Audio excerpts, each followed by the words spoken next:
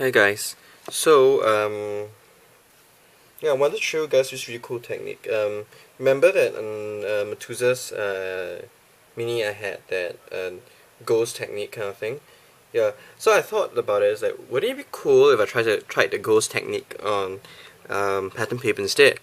And so I did one, and I wanted to use it for like kind of like a concept for one of my ATC swaps, and it's an 8+1 swap, so I've kind of got most of the things embossed, but I want to show the effect of it. This is the really cool effect of the ghost technique on pattern paper. Now your pattern paper can be something that's really bold or something that's really light as this. I suspect with the bold ones, however, that you might find a difficulty in darkening it, but if your distress ink colors that you've chosen are dark enough, I suspect it will still work. Right, and the pattern paper that you have to choose cannot be glossed clearly. It has to be more like kind of like a matte finishing. Hopefully it's just pattern paper and not like with the lines, because once that there is with the lines, then you're kind of it's unlikely, because distress inks are water-based inks, so and they are not like waterproof or anything. So with the ghost technique, you might the embossed lines might just end up getting the ink anyway. I wanted to show you this effect. It's really cool. So this is a LeBlanc stamp. This one, this really old man one. And I want to bring you through the entire process of how I did it. And this is really cool. Let me look at it. Okay, and the theme for the ATC was stripes, and I was like, well, well, there are stripes on there. But this is really cool. This pattern paper is from American Crafts Chap collection, I think. Okay, so what I'm going to do first, I'm going to ink up my stamp with Versamark. So you're going to see opposite, but I highly doubt I can work with it on the other way around, but I guess you can still see where it is at. That's because my camera is like pointing this way even though I'm this way. Does that make sense? Yeah. Okay, I'll still do some parts like facing you guys, so it makes sense. Okay, so for the stamping, you got to make sure that it's all well inked up. And I'll stamp onto my pattern paper. I'm gonna press it down. And then one of the cool things I realized about LeBlanc stamps is because it is silicone on the bottom, but this part of it is foam. So you can press it down to get that full pressure to get a good impression. I'm surprised because usually if you think about silicone material, you'll be thinking of like, let's say the Inka Dinka Do stamp and stuff, and you might not expect the stamp to come up with such detail, but for the LeBlanc stamps it comes out quite nicely. Yep, and that's my image there. Probably can't see it because it is quite faded. You probably can't see an image there, but you can sort of see it. What I'm going to do is I'm going to use transparent embossing powder. Okay, the one that I'm using is from a local stamping store, which has their own embossing powder. You can try the same technique with any of the Ranger powders as well. My only complaint is that I do have Ranger clear powder, but when I used the super fine ones, I had a problem with the fact that because the flowability of the powder is not so good, meaning that flowability meaning that its ability to flow off your paper is not so good. I end up with a lot of like blotches of this extra embossing powders where you do not want them to be. Whereas for and if you use like just the normal regular one, you actually can't get the kind of detail that you want for at least my kind of image, which has these cool numbers on the side. I'm not so sure whether the camera is going to focus to see it, but you see that? You can actually see the numbers.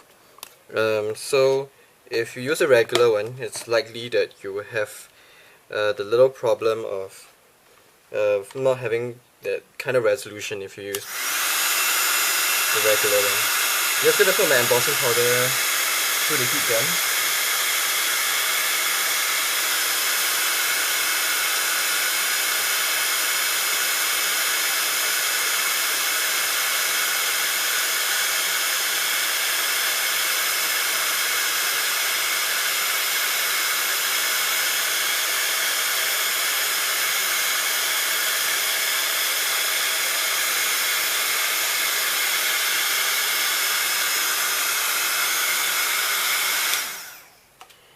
Okay, as you can see, I'm kind of using a heat tool that isn't fantastic, so there's a lot of like dispersion when it blows. I did wish that I had like a better one, but I don't. um, I hope that I can be able to get like the Ranger heat tool cheap when I go over to US this Sunday, which is in a couple of days time. Yeah, I'm quite excited.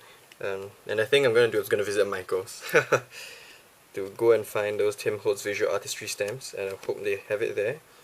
Largely because it's like I realize I've been asking around, and most people says that like those stamps are like special to Michael's, as in the people who carry it.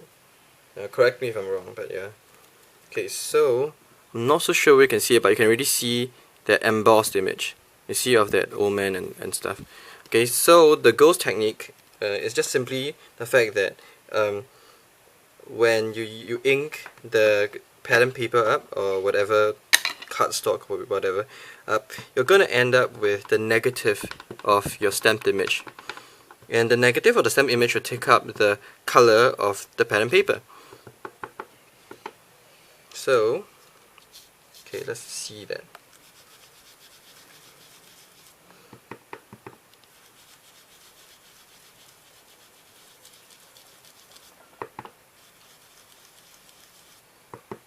And you have to make sure that you do ink it up quite dark, because if it's too light, you're not going to see the contrast, and you're probably not going to have a very good effect.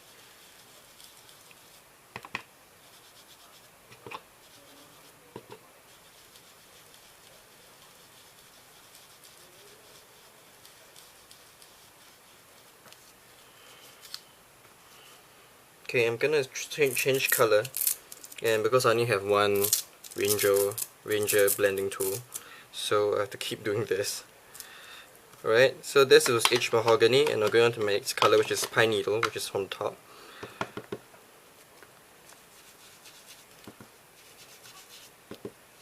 I'm not too concerned about it being too concentrated on one side, because I do intend for the color to be very intense anyway. And that's how you get that really cool effect.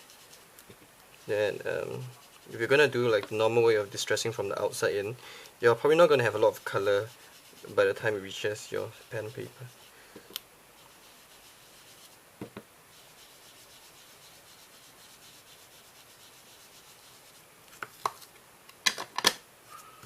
Okay, and the final step is simply take some spritz of water and spray it on your mat and dab it, and be gentle, because you're after all working on matte paper, and if you rub too hard like I did in one of my early experiments, you might actually end up like tearing the paper. And yeah, this is not like manila cardstock, this is pattern paper. So yeah, and you look at that. Is this not the coolest thing ever?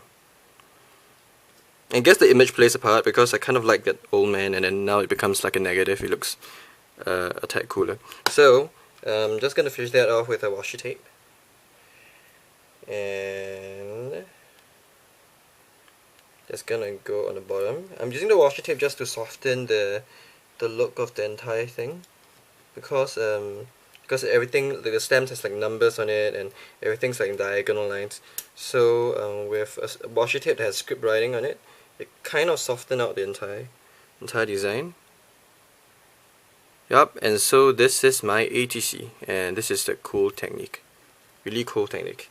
So yeah, if any questions, put it in the box below, and I'll catch you guys next time. Alright, bye.